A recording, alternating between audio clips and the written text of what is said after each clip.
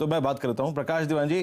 In fact आशीष, पहले तो मैं कॉल लूंगा। वो कंटेनर कॉर्प की तरफ 440 की कॉल लेके आई। कंटेनर कॉर्प अब CY20 के बाद, यानी कैलेंडर वर्ष 2020 में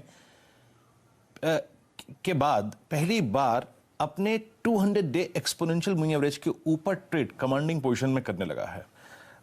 आशीष, इसकी आप फ्यूचर्स की एक्टिविटी देखिए और ऑप्शंस को देख के लग रहा है कि 200 डेमा के ऊपर अब बाजार इसको खेलना चाहता है। ये ऑप्शन ट्रेड कर रहा है करीब करीब 14 रुपए 80, एक सेकेंड, 14 रुपए 80 पैसे के पास। कंटेनर कॉर्प अब 430 डे हाई पर। अभी अब ऑप्शन बोलते बोलते हो गया, ये लीजिए 16 रुपए। आपकी अप्रोच इस ब्रेकआउट को कैसे प्ले करेंगे और आपकी राय? बिल्कुल लेना चाहिए। पहले मैं लेवल्स दे देता हूँ ऑप्शंस के, क्योंकि काफ़ी फास्ट है। मेरे ख्याल से 12 रुपए का स्टॉप लॉस रखना चाहिए। 26 रुपए के लक्ष्य इस 440 की कॉल ऑप्शन में आराम से देखने को नजर आ जाएंगे।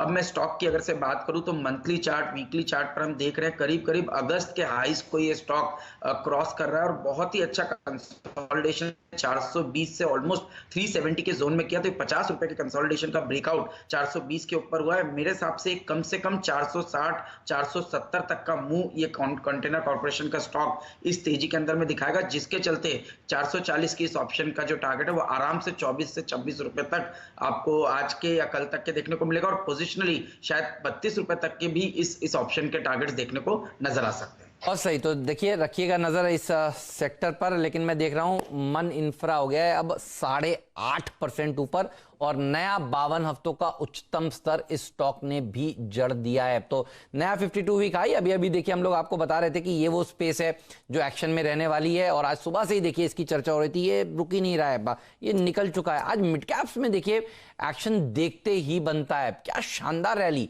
सारे के सारे मिड कैप इंडेक्स में देखने को मिल रही है। एक बार दिखाइए मिड कैप इंडेक्स और स्मॉल कैप इंडेक्स, आपको नजर आएगा।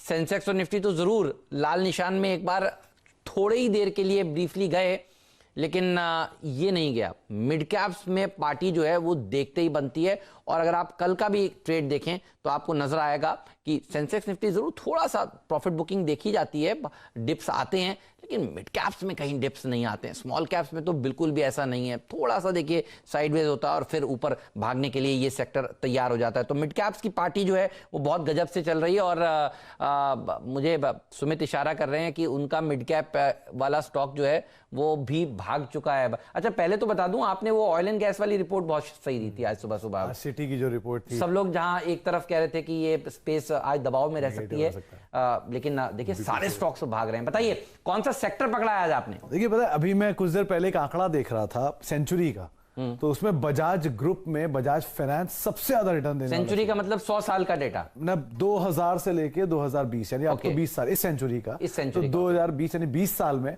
सबसे ज्यादा रिटर्न देने वाला शेयर है बजाज ग्रुप का। 1,27,000% बेस्ट है ये रिटर्न आया है।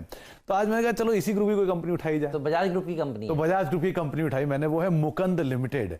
इस कंपनी को on a face of it आप जाएंगे, मुकंद लिमिटेड करीब 70 रुपए के आसपास का शेयर होता था, और on a face of it जाएंगे तो आपको दिखेगा कि इस कंपनी में ऐसा क्या है।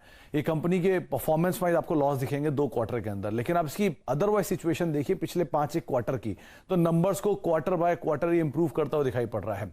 एक चीज, एवरेज ब्रोकर्स 82-83 के आसपास के यहाँ पे टारगेट्स दे रहे हैं मोर और लेस इन नंबर्स के बाद। एक कंपनी ने रिसेंटली बड़ा ट्रिगर था, वो अपने एक असेट को बेचा था। इसकी इन्वेस्टमेंट वैल्यूज काफी है, पहले तो आपको ये बता दूं, करीब करीब 1200 करोड़ रुपए के आसपास की इसकी इन्वेस्टमेंट वैल्यूज है खाली। बजाज ग्रुप की कंपनी है तो उसमें दूसरी चीज तो कोई सोचने वाली है नहीं। और सबसे बड़ा कॉन्फिडेंस तब आया जब इसमें LIC का मैंने स्टेक देखा, करीब करीब 4% LIC इसके अंदर स्टेक रखता है। तो एक ट्रिगर तो वहीं से क्लियर हुआ कि जब LIC ऐसा दिग्गज इन्वेस्टर इसके अंदर रह सकता है तो जाहिर सी बात है कि मार्केट में इसकी एक अच्छी वैल्यू तो होगी। करीब 83-84 ईयर्स हो गए इस कंपनी को कामकाज करते हुए। स्टील फैब्रिकेशन, स्टील प्रोडक्ट्स में कंपनी कामकाज करती है, हेवी इंजीनियरिंग, हेवी मशीनरीज बनाती है, और मेजरली इसके कई ऐसे देश हैं जहां पर इस कंपनी का मेजर एक्सपोर्ट्स भी है।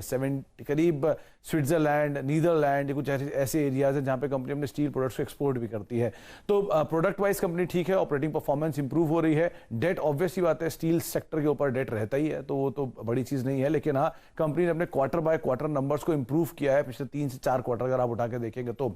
वैसे सिचुएशन आपको on a face of it थोड़ी वीक भले ही दिखाई पड़े, लेकिन ब्रोकर्स मान रहे हैं कि शायद 82-83 तक की चाल भी यहाँ पे देखने को मिल सकती है। इसमें तो मैं देख रहा हूँ 76.35 का आज का इंटरडे हाई जो है वो इसका 10% का सर्किट है, और ये इसका 52 वीक हाई भी है, तो आपने सब कुछ एक साथ ही लगा दिए हैं।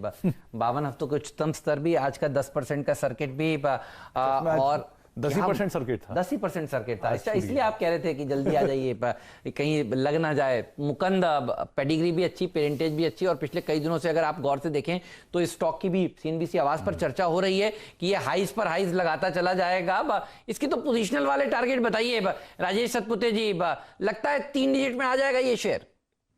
बिल्कुल बिल्कुल। और हेमंत, मुझे लगता है हमने 55-52 पे कुछ बाय दिया था ना, बिल्कुल सही कह रहे हैं आप।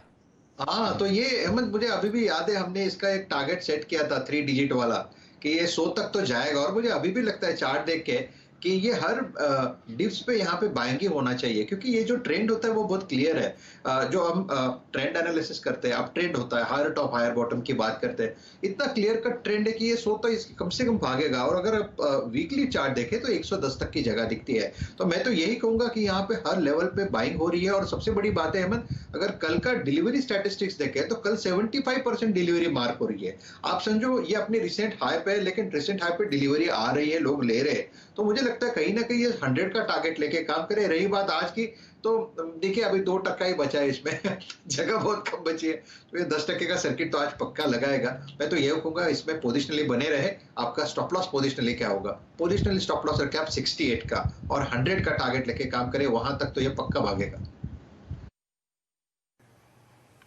जी हाँ, देखिए इसमें हेमंत जानते हैं मुकुंद के चार्ट में अगर आप देखें हिस्टोरिकली, आई मीन मेरे स्क्रीन पे 1991 से इसके चार्ट हैं। मैं इस चार्ट को 2 भागों में डिस्ट्रीब्यूट कर सकता हूं, याद रखिएगा। Strength above 65 and weakness below, जो परसिस्ट करती है वो है 65।